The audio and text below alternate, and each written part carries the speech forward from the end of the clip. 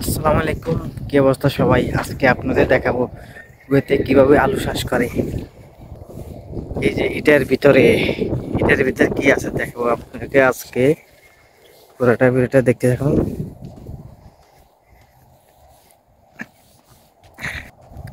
আমি ঢুকতেছি এখন।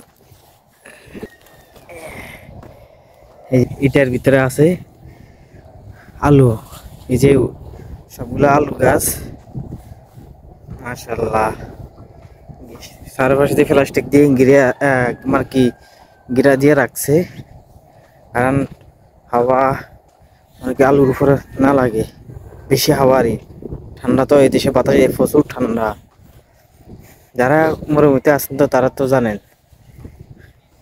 এই যে এদিকে এগুলো দেখেন, পুরোটা হয়েছে আলুর ক্ষেত। তো যারা কুয়েতে মানে কাজ করেন মাজরা এলাকা, যে কোনো সৌদি আর বলেন, ওমান বলেন, মাজরা এলাকা, তারা তো জানে এই যে শীতের ভিতরে সবজি টিকানো যে কত কষ্ট। যারা শ্বাস করে তারা জানে একমাত্র। তো আজকে এই জন্য আসছে।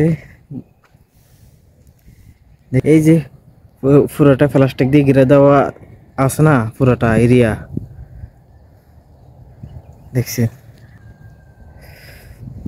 তো ভাই, যারা কুয়েত থেকে আসতে চান মাজরা বিষয়, সমস্যা না, আসেন। তো একটা কথা, কাজ শিখে আসতে হবে। কৃষিকাজ, আপনি কৃষিকাজ পুরা জানা থাকে তাহলে আপনার কোনো কষ্ট হবে না। তাহলে আপনি সহজে মালিকের মন জয় করতে পারবেন। এটা একটা কথা বলে দিয়েছি। দেখেন এই যে এই যে আলুগুলো আর কিভাবে এই মানে কি সাইডে আইল বেঁধে বেঁধে রাখা হয়েছে, দেখছেন। এইখানে যে প্রচুর গর্ত, এই যে দেখছেন। তো ভাই, আমি তো প্রায় 5 বছর কুয়েতে আছি, প্রায় 6 বছর হবে। 6 বছর কুয়েতে আছি।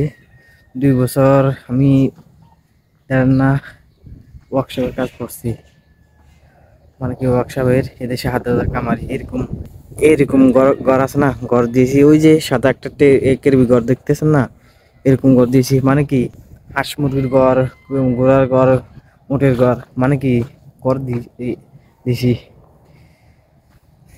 তো আর আমার ভিডিওটা ভালো লাগলে শেয়ার করবেন। হয়তো ভাই আমি নতুন মানুষ, হয়তো গুছিয়ে গেছে, সুন্দরভাবে কথা বলতে পারছি না। দেখছেন এই যে দিনের বেলা আমি কোট গায়ে দিয়ে রাখছি, কারণ ভাই এই দেশে প্রচুর ঠান্ডা পড়ে। যারা যারা এই যে আরব কান্ট্রিতে আছেন মরুভূমিতে, তারা একমাত্র জানে এই দেশের ঠান্ডা যে মাকি। রাত্রেবেলা তো পানি তো বরফ চাকা মানে কি জমে যায়। যে কোনো আপনি পাতলে একটা বাইরে রাখবেন রাতের বেলা, সকালে উঠবে দেখবেন কি বরফের চাকা। এই দেশে যেরকম রোদের তাপমাত্রা বেশি, মানে কি ঠান্ডার তাপমাত্রা বেশি। তো সবাই ভালো থাকবেন, সুস্থ থাকবেন। খোদা হাফিজ।